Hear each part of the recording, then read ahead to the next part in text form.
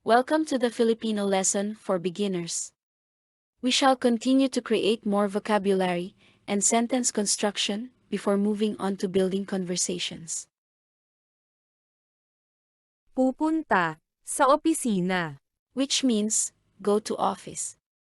Pupunta ka ba sa opisina ngayon? Which means, will you go to office today? Pupunta ako sa opisina ngayon. Which means, I will go to office today. Mayroon ka bang bakasyon ngayong linggo? Which means, do you have a holiday this week? Mayroon akong bakasyon sa Biyernes. Which means, I have a holiday on Friday. We shall slowly move on to the conversations. This is a conversation between a husband and a wife.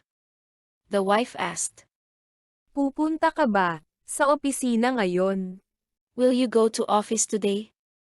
The husband replied, Pupunta ako sa opisina ngayon. "I will go to office today." The wife had plans for extensive maintenance repairs at home. She asked, Mayroon ka bang bakasyon ngayong linggo? "Do you have a holiday this week?"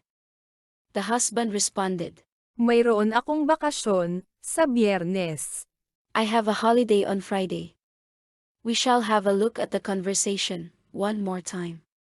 Pupunta ka ba sa opisina ngayon? Pupunta ako sa opisina ngayon. Mayroon ka bang bakasyon ngayong linggo? Mayroon akong bakasyon sa Biyernes. Kahapon. Which means, yesterday. Ngayon. Which means, today. Bukas. Which means, tomorrow. Anong araw at petsa kahapon? Which means, what was yesterday's day and date? Kahapon ay ika-1 ng Hunyo, Sabado. Which means, yesterday was June 1st, Saturday. Paano sa bukas? Which means, how about tomorrow? Bukas ay ika-3 ng Hunyo, Lunes. Which means, tomorrow is 3rd June, Monday. We shall conclude this lesson with another conversation. This is a conversation between you and your father. Your father was expecting the salary to be credited, however there was no notice. He asked, Anong araw at petsa kahapon? "What was yesterday's day and date?" You replied, Kahapon ay ika-1 ng Hunyo, Sabado.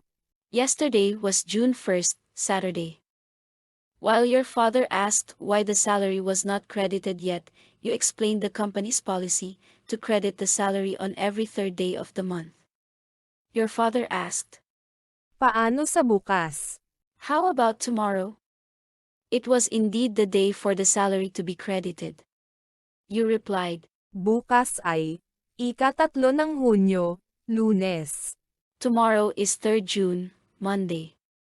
We shall have a look at the conversation one more time. Anong araw at petsa kahapon? Kahapon ay ika-1 ng Hunyo, Sabado. Paano sa bukas? Bukas ay ika-3 ng Hunyo, Lunes. Thank you for the patient learning.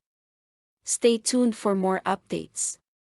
If there are any doubts regarding the Filipino lesson, please feel free to ask questions in the comments section.